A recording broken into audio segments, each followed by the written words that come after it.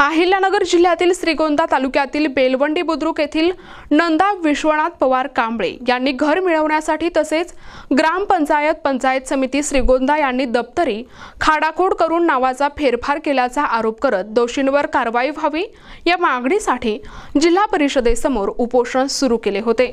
नंदा विश्वनाथ पवार कांबळे या त्यांच्या मुलगा संदीप कांबळे यांच्यासह घर मिळवण्यासाठी तसेच ग्रामपंचायत दप्तरात 8 नंबर रजिस्टरमध्ये व्हाईटनर लावून खाडाखोड केल्याच्या संदर्भात ग्रामविकास अधिकारी यांच्यावर रीतसर गुन्हा दाखल व्हावा अशी मागणी करत होत्या।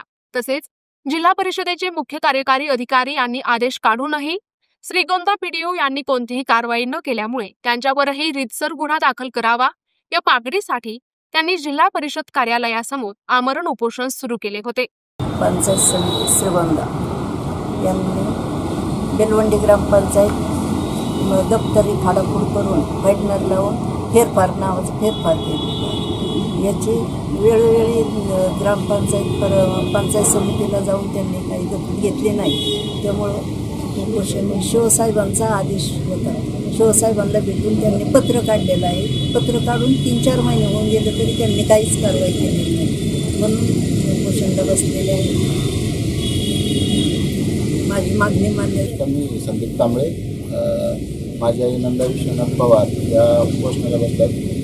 ग्रामपंचायतच्या दप्तरामध्ये 8 नंबर रजिस्टरमध्ये व्हाईटनर लावून खाडाखोड केल्यासंदर्भात जे ग्रामविकास अधिकारी आहेत बाळासाहेब माने यांच्यावरती रीतसर गुन्हा दाखल व्हावा शासन निर्णयानुसार अशी त्यांची मागणी आहे। आणि जिल्हा परिषदेने शिवसाहेबांनी आदेश काढून देखील कुठल्याही बीडीओनी कुठल्याही प्रकारची कारवाई केली नाही श्रीगोंदा बीडीओने। तर आमची अशी मागणी आहे की आम्हाला त्यांचं घर भेटलं पाहिजे आणि जो संबंधित ग्रामविकास अधिकारी त्यांच्यावरती नियमानुसार कायदेशीर कारवाई झाली पाहिजे, गुन्हे दाखल झाले पाहिजे ही मागणी मान्य होत नाही तो पण उठणारच नाही, आमरण उपोषण आहे। या उपोषणाची दखल घेत जिल्हा परिषद प्रशासनाच्या वतीने वरिष्ठ प्रशासन अधिकारी प्रमोद राऊत आणि वरिष्ठ सहाय्यक माही जोशी यांनी 15 दिवसात अहवाल सादर करण्याचे पत्र उपोषणकर्त्यांना दिले।